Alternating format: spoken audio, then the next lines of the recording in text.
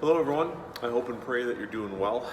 We've been looking into some paradoxes of the Christian faith, and recently it was on how in small deeds lies great love. And I was reading about Vincent van Gogh, and this is what he once wrote: "Great things are done by a series of small things brought together." And if you've ever looked at some of his paintings, admired some of the art that he's made, you've seen small little brush strokes that, when kind of put together, create this incredible picture, and which can also evoke, tremendous emotion. And of course, the brush strokes have to fit within an overarching plan and have to be executed with skill. So for example, I could make a whole series of small brush strokes and you would not be thoroughly impressed. You just have to ask anybody who's ever suffered on my team for a game of picture charades, right?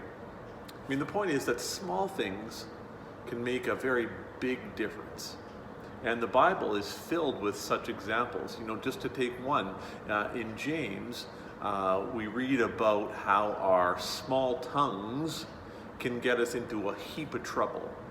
And James in chapter 3 talks about how just like the bit in the mouth of a horse can turn a whole animal, or just like a huge ship is steered by a very small rudder, and just like a huge forest fire can be started with just a small spark, so too our tongues can either set us on the right course or they can get us into a world of trouble.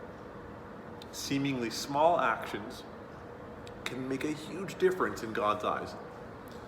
And so in the scriptures we read about how a mustard seed, a very, very small, tiny mustard seed, produces this enormous tree.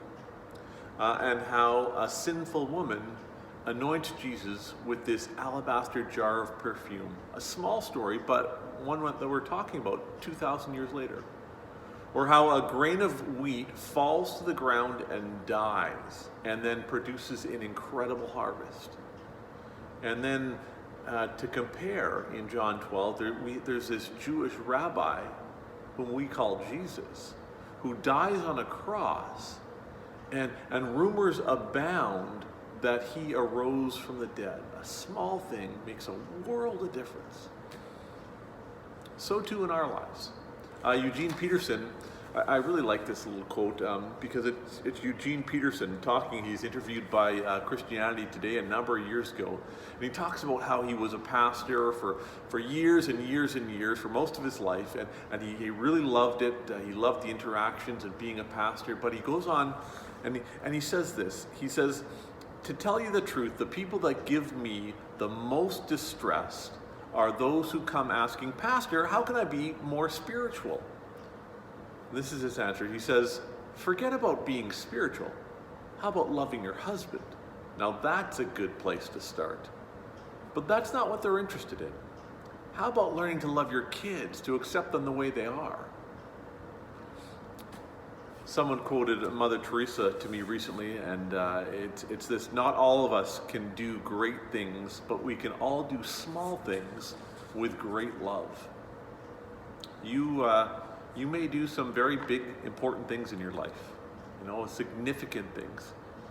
You may do some great things, but let's face it, for the most part, we do ordinary things. We do small things, incrementally, day by day by day.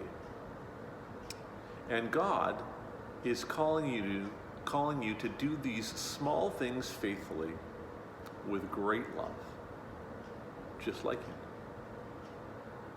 The peace of Christ be with you all.